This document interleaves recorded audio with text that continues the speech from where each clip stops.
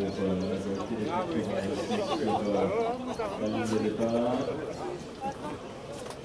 vrai que c'est ça qui est intéressant en VTT, c'est que le consommateur utilise le même matériel que les compétiteurs de haut niveau.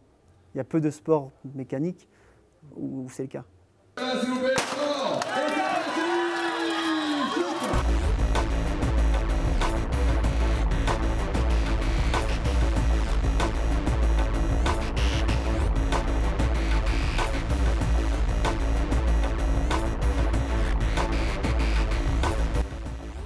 On cherche toujours le plus léger et finalement ce n'est pas la paire de roues la plus légère qu'on a la mieux évaluée. Ça c'était intéressant justement de voir ça et ensuite d'avoir l'explication des ingénieurs de Mavic qui nous ont expliqué pourquoi, parce que c'est un critère très important, le poids en cross-country, mais il n'est pas le seul, il faut qu'il y ait un ensemble de choses pour que la roue elle soit performante.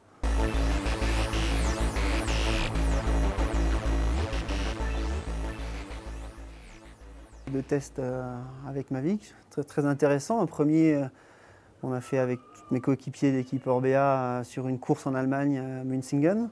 Donc on a profité du circuit, un circuit assez roulant pour tester plusieurs paires de roues en aveugle, c'est-à-dire partir avec des roues qui s'appelaient roue A, roue B et roue C, sans savoir ce que c'était.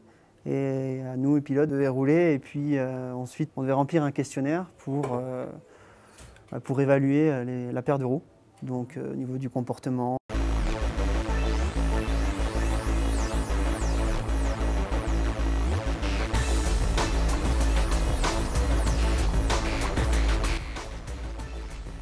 On se rend compte que les meilleures roues sont celles qui ont le meilleur compromis. On note tous les critères. Certaines roues vont être vraiment au top sur l'un des critères, par exemple la rigidité ou par exemple le poids ou le rendement, mais moins bon sur certains autres critères. Et au final, sur le global, ce n'est pas cette paire de roues qui va être la meilleure. La meilleure paire de roues, c'est celle qui va être la plus polyvalente.